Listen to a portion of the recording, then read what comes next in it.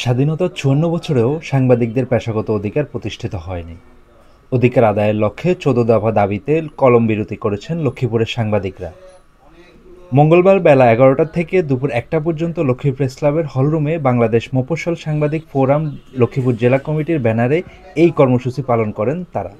এতে বক্তব্য রাখেন লক্ষ্মীপুর প্রেসক্লাবের সাধারণ সম্পাদক সাইদুল ইসলাম পাভেল, যুগ্ম সাধারণ সম্পাদক ও বাংলাদেশ মফস্বল সাংবাদিক ফোরামের কেন্দ্রীয় কমিটির সদস্য মীর ফরহাদ হোসেন সুমন, জেলা কমিটির ভারপ্রাপ্ত সভাপতি জাহাঙ্গীর হোসেন লিটন, সাধারণ সম্পাদক সোহেল রানা, সাংবাদিক ড্যানি চৌধুরী শাকিক ও আব্দুল মারেক নীরব সহ অনেকেই। এ সময় বক্তারা বলেন, সাংবাদিকদের পেশাগত নিরাপত্তা নিশ্চিত করা এবং মফস্বল সাংবাদিকদের স্বীকৃতি ও সুযোগ সুবিধা বাড়াতে সরকারকে দ্রুত পদক্ষেপ নিতে হবে।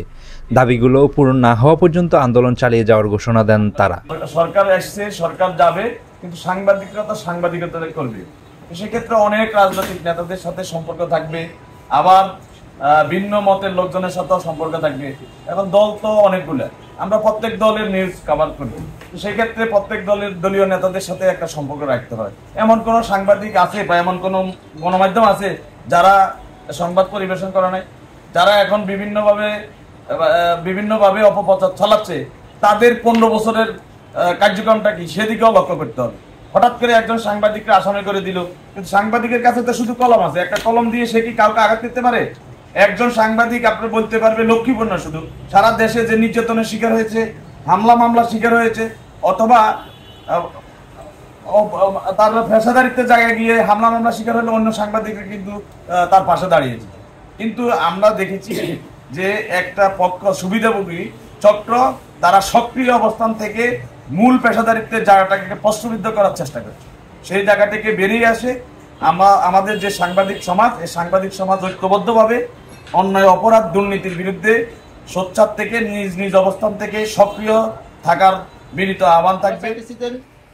এই যে পাঠ্যপুস্তক অথবা আমাদের বিরুদ্ধে একটা মামলা হবে, সেই মামলাটা কোথাও হবে? আমাদের প্রেস কাউন্সিলের মাধ্যমে হবে, কিন্তু আমাদেরকে সরাসরি কোর্টে মামলা হইতেছে, অথবা আমাদেরকে ওয়ারেন্ট করতেছে, অথবা আমাদেরকে গ্রেপ্তার করতেছে।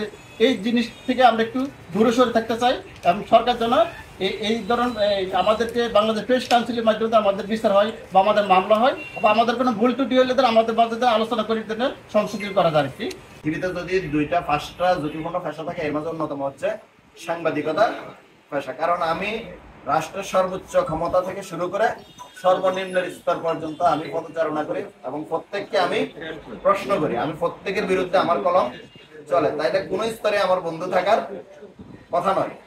সুতরাং আমাদের জন্য প্রতিটা দিনে চ্যালেঞ্জিং, প্রতিটা সময়, প্রতিটা মিনিট, প্রতিটা সেকেন্ডে আমাদেরকে চ্যালেঞ্জের সাথে মোকাবেলা করেই সামনে চলতে হবে। আর এটা মাথায় রেখে আমরা এই পেশায় এসেছি।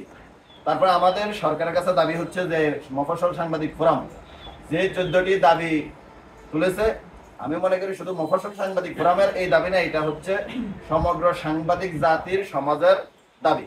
এবং আমরা আজকে এই কলম বিরতির মধ্য দিয়ে সরকারের কাছে, এই অন্তর্বর্তীকালীন সরকার যিনি রাজনৈতিক চাপের ঊর্ধ্বে যে সাংবাদিকদের কল্যাণে, দেশের কল্যাণে অনেক কিছু করার সুযোগ আছে, আমরা প্রধান উপদেষ্টার কাছে অনুরোধ করব, আহ্বান করব যে সাংবাদিকদের জন্য উনি যাতে এই 14 দফা দাবি মেনে নিয়ে তথ্য মন্ত্রণালয়ের মাধ্যমে সঠিকতা যাচাই বাছাই করে একটি স্বতন্ত্র নীতিমালা প্রণয়ন করে সাংবাদিকদের সুরক্ষার জন্য।